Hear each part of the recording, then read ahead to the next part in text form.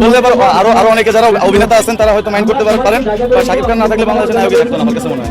আপনাদের পছন্দের শিল্পী নোবেলম্যান এই কি বললেন, শাকিব খান না থাকলে বাংলাদেশে কোনো নায়কই থাকতো না। হ্যালো গাইস, আশা করছি ভালো আছেন। চলে আসলাম নতুন আরেকটি ভিডিওতে। আজকের ভিডিওতে আপনাদের স্বাগতম। ভিডিওতে একটি লাইক দিয়ে চলুন শুরু করা যাক। আপনারা অনেকেই জানেন আমাদের দেশের মেগাস্টার শাকিব খানের সিনেমা এখন হলে চলছে। সিনেমাটির নাম দরদ। দরদ একটি প্যান ইন্ডিয়ান সিনেমা। এই প্যান ইন্ডিয়ান সিনেমা দরদকে নিয়ে দর্শকদের ক্রেজ একদম অন্য লেভেলের। দর্শকরা বেশ ভালো রেসপন্স দিচ্ছে এবং ভালো রিভিউ দিচ্ছে দরদ সিনেমার। দরদ সিনেমা যদি আপনি দেখে থাকেন হলে গিয়ে, তাহলে অবশ্যই কমেন্ট করে জানাতে পারেন। আর দরদ সিনেমায় শাকিব খানের বিপরীতে অভিনয় করছেন বলিউডের নায়িকা সোনাল চৌহান। এই দুজনের কেমিস্ট্রি অনেকটা ভালো লেগেছে আমার কাছে।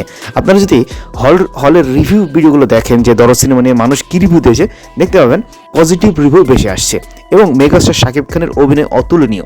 তিনি কিন্তু একাধিক সিনেমা করেছেন, তারপরে একটা সিনেমা যেন আরেকটা সিনেমা থেকে বেটার করছেন। মানে পূর্বের সিনেমা থেকে নতুন নতুন যেগুলো সিনেমা করছেন, একটার থেকে আরেকটা যেন আকাশতুম্বী হয়ে যাচ্ছে। তার সিনেমা দেখলে আপনারা বুঝতে পারবেন শাকিব খানের সিনেমা মানে অসাধারণ একটা ব্যাপার। তিনি এক এক সময় এক এক লুকে চলে আসেন।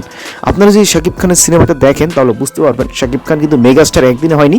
আর মেগাস্টার তাকেই বলা হয় যার সিনেমা হলে চললে দেখতে পাবেন দর্শকদের একটা আলাদা আনন্দ। এই যে এখন ঈদ ছাড়া একটা সিনেমা রিলিজ হয়েছে দরদ, অনেকেই বলেন শাকিব খানের সিনেমা ঈদ ছাড়া চলে না, তো দরদ সিনেমা ঈদ ছাড়া চলতেছে। এটাই তার প্রমাণ, মেগাস্টার এর পাওয়ার। মেগাস্টার শাকিব খান ঈদ ছাড়া যে কোনো দিন সিনেমা রিলিজ দিতে পারে, এটা কোনো ব্যাপারই না তার কাছে। আপনারা সিনেমা প্রেমীরা রয়েছেন, দরদ সিনেমাটা দেখবেন তাহলে বুঝতে পারবেন। আর নোবেলম্যান কি বললেন যে শাকিব খান না থাকলে বাংলাদেশে কোনো নায়কই থাকতো না, সেটা ঠিক বলেছেন। শাকিব খানের ওপরে যাবে বাংলাদেশে এমন নায়ক এখন পর্যন্ত জন্মায়নি। আগে অনেকে ছিল, কিন্তু এখন পর্যন্ত শাকিব খানের ওপরে যাওয়ার মতো কেউ নাই। তো শাকিব খান যদি কোনোদিন ইন্ডাস্ট্রি ছেড়ে চলে যায় তাহলে বুঝবেন যে একটা আমরা খাঁটি নায়ক হারিয়েছি। সেদিন বুঝতে পারবেন যে বাংলাদেশের সিনেমাটা কত অধঃপতন হবে। শাকিব খান আছে বলেই বাংলাদেশের সিনেমা ইন্ডাস্ট্রি টিকে রয়েছে। তো ধন্যবাদ ভিডিওটার সাথে থাকার জন্য।